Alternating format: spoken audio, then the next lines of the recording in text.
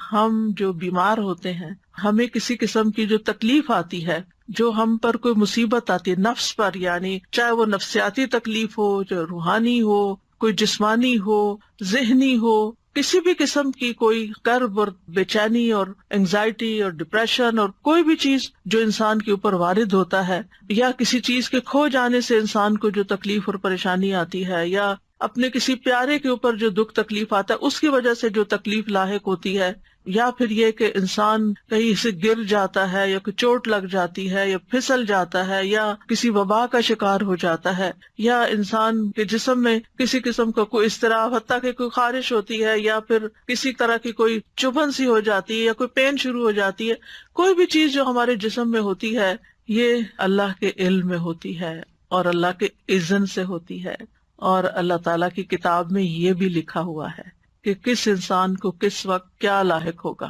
اور پھر اللہ تعالیٰ کو یہ بھی پتا ہے کہ وہ اس وقت کس طرح ریئیکٹ کرے گا، اور یہ جو ریئیکشن ہو جاتا ہے پھر یہ ہمارے اعمال نامے میں لکھ لیا جاتا ہے، اور پھر اس کے مطابق ہمیں جو بھی بدلہ ہوگا وہ دیا جائے گا۔ اور یہ سب کچھ کیوں ہوتا ہے؟ آزمائش کے لیے، امتحان کے لیے، کہ انسان کرتا کیا ہے۔ یعنی اگر آپ کسی بھی چیز کو آبزرو کریں، بعض اوقات ہوتا ہے نا کہ کسی پیٹ کو آپ دیکھتے ہیں یا کوئی کیڑا مکوڑا دیکھتے ہیں تو آپ آبزرویشن شروع کر دیتے ہیں کہ اچھا میں اس کی طرف یہ چیز پھینکتی ہوں یا میں اس کو چھیڑتی ہوں تو یہ کرتا کیا ہے، تو پھر آپ کہتے ہیں یہ ادھر جائے گا، یہ یوں کرے گا، یوں کرے گا، تو آپ اس کو دیکھ دیکھ کے ایک طرح سے بعض اوقات انجوائے کر رہے ہوتے ہیں۔ تو ہم سب اسی طرح کیڑے مکوڑوں کی طرح زمین پر جو بھی اچھے برے ایکشن کر رہے ہیں نا وہ اللہ سبحانہ تعالیٰ کی نظر میں ہے۔ کسی ہمارے ایکشن پہ اللہ تعالیٰ خوش ہوتے ہیں اور کسی ہمارے ایکشن پہ اللہ تعالیٰ ناراض ہوتے ہیں، لیکن بہرحال وہ سب کچھ اس کے علم میں کچھ بھی چھپا ہوا نہیں۔ اور پھر اللہ تعالیٰ نے ہمارے اوپر فرشتے بھی مقرر کر رکھے ہیں، وَإِن كُلُّ نَفْسٍ لَمَّا عَلَيْهَا حافظ، کوئی جان ایسی نہیں جس پر ایک نگران نہیں کھڑا، وہ دیکھ رہا ہے کہ یہ کرتا کیا ہے انسان، اور پھر کرامن کاتبین لکھے چلے جا رہے ہیں اچھا برا جو بھی ہم کرتے ہیں۔ تو یہاں پر فرمایا الا فی کتاب من قبل ان نبرأها، وہ ایک کتاب میں لکھا ہوا ہے اس سے پہلے کہ ہم اس کو پیدا کریں۔ ہاں کا مطلب مصیبت ہے، یعنی نبرأها اس تکلیف کو پیدا کریں۔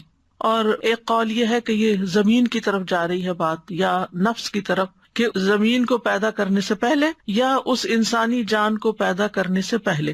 یعنی قرآن مجید کی یہ بلاغت ہے اور ایک خوبصورتی ہے کہ اس کے اندر اتنی وسعت آ جاتی ہے، ایک ہی ضمیر ہے اور اس میں انسان کی سوچ کی جہت کھلتی ہے کہ ہاں کی ضمیر نفس کی طرف لوٹ رہی ہے، ہاں کی ضمیر ارض، یہ سب مؤنث ہے، اور ہاں کی ضمیر مصیبت کی طرف جا رہی ہے۔ یعنی اس سے پہلے کہ مصیبت آئے، اس سے پہلے کہ زمین پیدا ہو، اس سے پہلے کہ انسان پیدا ہو، یہ سب کچھ لکھا ہوا ہے۔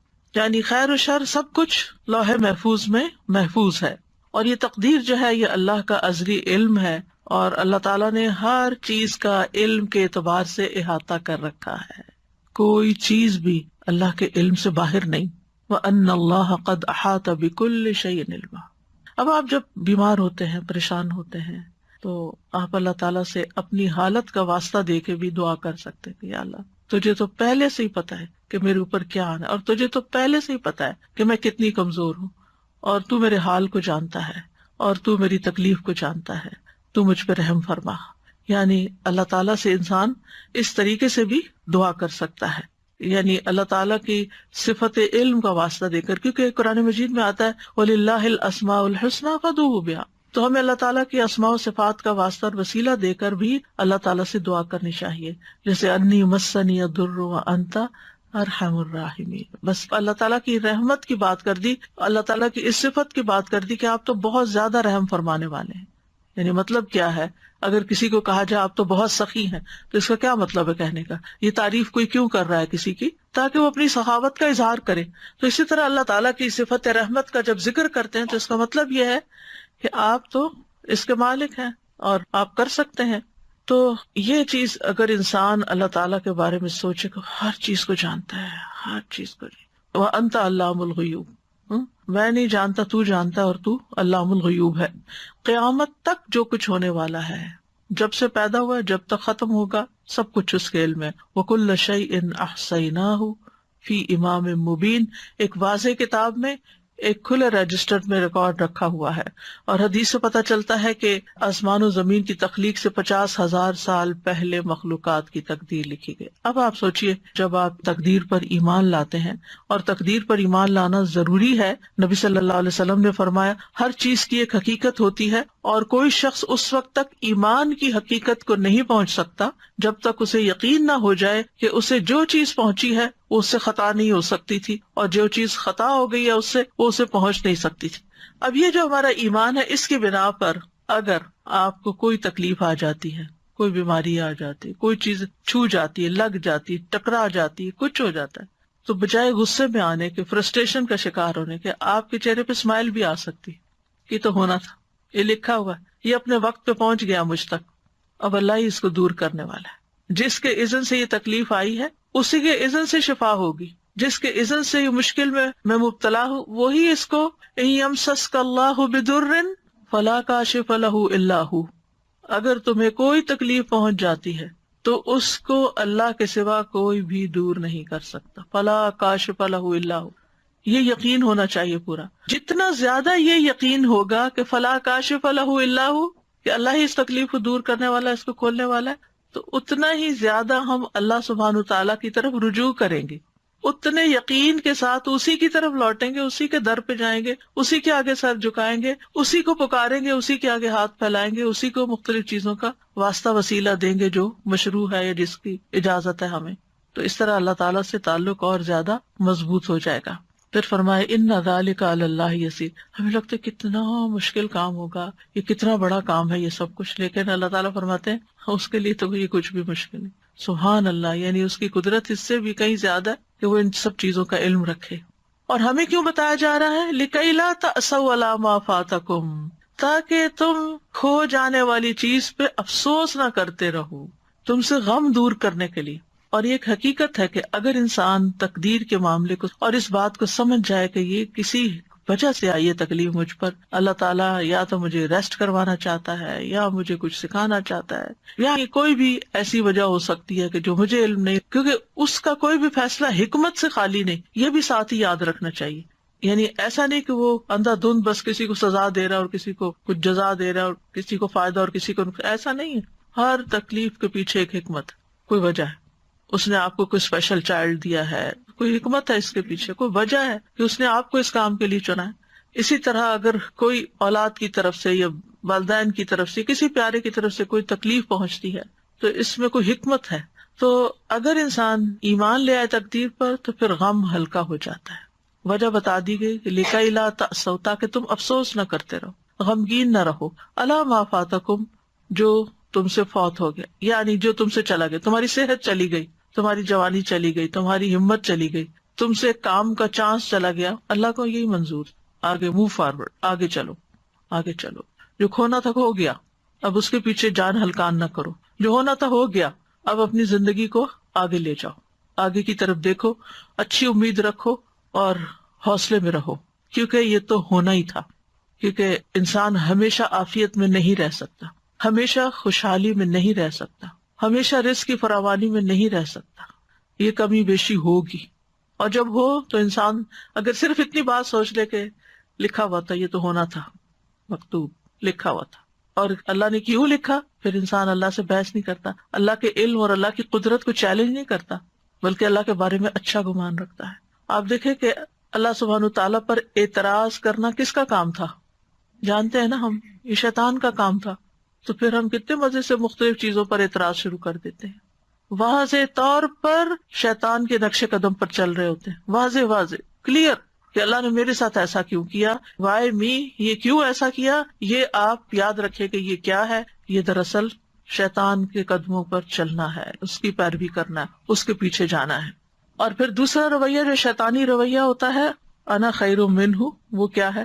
تکبر والا. اور یہ تکبر والا رویہ یہ بھی اللہ کو ناپسند، یہ دونوں شیطانی رویے اللہ کو ناپسند ہے. وَلَا تَفْرَحُوا بِمَا آتَاكُمْ، اس پہ مت خوش ہو، مت اتراؤ، مت اکڑو جو اللہ نے تمہیں دیا ہے. یعنی اپنی کسی بھی اسکل پر، اپنی کسی ذہانت پر، اپنی کسی قابلیت پر، اپنے کسی کارنامے پر، اپنی کسی کامیابی پر. کیونکہ عام طور پر کیا ہوتا ہے، یعنی ذرا سے دوسروں سے کوئی بہتر کام کر لیتے ہیں تو پھر ہم دوسروں کو حقیر سمجھنا شروع کر دیتے ہیں. میں اس سے بہتر ہوں، مجھے زیادہ اچھا پکانا آتا ہے، مجھے زیادہ اچھا پڑھانا آتا ہے، مجھے زیادہ اچھا فلاں کام آتا ہے. یعنی کوئی بھی جو کام اپنی چاہے قابلیت ہو، یا میرے پاس یہ زیادہ اچھا ہے، میرے بچے زیادہ خوبصورت ہیں، میرے بچے زیادہ پڑھے لکھے ہیں، میرا گھر زیادہ اچھا ہے، میرا یہ. یعنی انسان کو جتنی بھی نعمتیں ملی ہیں پھر انسان ان پر اترائے نہیں، فخر نہیں کرے. اور اترانا کیا ہوتا ہے اور تکبر کیا ہوتا ہے؟ دوسروں کو حقیر سمجھنا. اپنی خوشی کا اظہار منع نہیں ہے کہ اللہ کا شکر ہے اللہ نے دیا. اگر اللہ نے دیا، اچھا لباس آپ نے پہنا ہے، اچھا گھر بنایا ہے آپ نے، اچھی گاڑی خریدی ہے آپ نے، کوئی حرج نہیں. کل بھی ہم نے حدیث پڑھی تھی کہ ایک نیک انسان کے لیے مال جو ہے وہ نقصان دہ نہیں ہے، کیونکہ وہ ہر چیز پر اللہ کا شکر ادا کرتا رہے گا اور ان نعمتوں میں دوسروں کو شریک کرتا رہے گا، ان نعمتوں کو پا کر خیر اور بھلائی کے کام کرے گا. انسان یاد رکھے کہ اس دنیا میں انسان کو نعمتیں بھی ملیں گی اور تکلیف بھی آئے گی، لیکن ہر حال میں مطلوب اور مقصود کیا ہے کہ انسان اللہ کا بندہ بن کر رہے.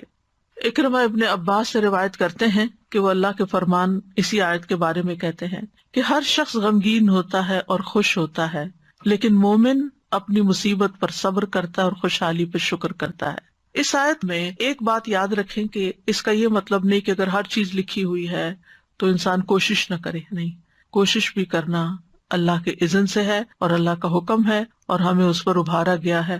وَأَن لَيْسَ لِلْإِنسَانِ إِلَّا مَا سَعَىٰ، کہ تمہیں کوشش کرنا، کیونکہ ہمیں تو نہیں پتا نا آگے کیا لکھا ہوا ہے، ہمیں نہیں پتا. تو ہمیں جو نعمتیں ملی ہیں اور جو وسائل ملے ہیں اور جو جسمانی قوت ملی ہے اس کے ساتھ اس دنیا میں رہتے ہوئے احرص علی ما ینفع، جو چیزیں فائدہ دیتی ہیں ان کی حرص کرے. انسان اپنی صحت کا خیال رکھے، انسان اپنے لیے وہ تمام وسائل اختیار کرے، چاہے ایکسرسائز ہے، چاہے بریدنگ ہے، چاہے ہیلدی ڈائٹ ہے، یا جو بھی، یا پھر اگر بیمار ہوتا ہے تو علاج کرتا ہے. تو یہ انسان کے پارٹ پر اور اس کو کرتے رہنا چاہیے. لیکن کچھ چیزیں کرتے رہنے کے باوجود بھی الٹ ہو جاتی ہیں تو وہ پھر انسان کو یہ یاد رہے اس وقت کہ یہ ہونا تھا.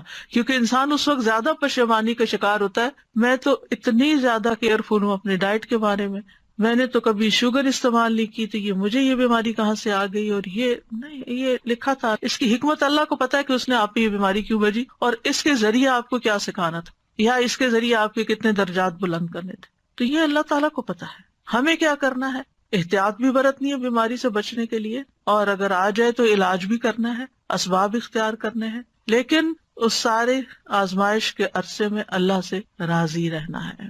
واللہ لا يحب كل مختال فخور، اللہ تعالیٰ کسی ایسے بندے کو پسند نہیں کرتا جو اپنے عمل میں غرور کرے اور اپنے قول میں فخریہ زبان استعمال کرے، فخر کرے. یعنی عمل میں ایسا لباس پہنے جو گھسیٹ گھسیٹ کے چلے، یا ایسی چال چلے، اور پھر یہ کہ باتوں میں ایسی ایسی باتیں کرے کہ جو دوسروں کو ہرٹ کرنے والی ہوں، شیخی بگاڑنے والی ہوں. تو بے صبرا کرنے والا غم اور سرکش کرنے والی خوشی جو ہے، ان دونوں کی ممانعت کی گئی ہے. ابو بکر صدیق رضی اللہ عنہ کے پاس جب زیادہ مال لایا گیا، آپ کو معلوم ہے کہ نبی صلی اللہ علیہ وسلم کے زمانے میں فتوحات کا سلسلہ شروع ہو گیا تھا، بہت سی جگہوں سے غنائم وغیرہ آ رہے تھے. حضرت ابو بکر کے زمانے میں اور زیادہ بڑھ گیا، حالانکہ صرف 2 سال ہی تھے. تو جب زیادہ مال آیا آپ کے پاس تو انہوں نے کہا، اے اللہ، ہم طاقت نہیں رکھتے مگر یہ کہ ہم اس بات پر خوش ہوں جو تو نے ہمارے لیے مزین کیا ہے. یعنی ہمیں مال اچھا لگتا ہے، کوئی چیز ملتی ہے تو ہمیں خوشی ہوتی ہے. تو اب یہ ہے کہ کیا وہ کوئی بری چیز تھی یعنی جس کا وہ ذکر کرے؟ نہیں، وہ اس بات کا ذکر کرے کہ اللہ یہ ہمارے اندر آپ نے رکھ دیا ہے کہ زُيِّنَ لِلنَّاسِ حُبُّ الشَّهَوَاتِ مِنَ النِّسَاءِ وَالْبَنِينَ وَالْقَنَاطِيرِ الْمُقَنطَرَةِ، یہ مال کی محبت ہمارے اندر رکھ دی گئی اور ہمیں اس سے خوشی بھی ہوتی ہے. تو مطلب یہ ہے کہ اس سے مراد وہ خوشی ہے، اس طرح خوش ہونا منع ہے کہ جو انسان کو تکبر اور سرکشی کی طرف لے جائے. ورنہ مال کے ملنے پر، نعمت کے ملنے پر، اپنی پسند کی چیز ملنے پر انسان کو کبھی بھی غمگین نہیں ہونا چاہیے بلکہ خوش ہونا چاہیے. اور یہ خوشی کرنا کوئی بری بات نہیں ہے، یعنی خوشی کے موقع پر خوش ہونا اس میں کوئی برائی نہیں ہے.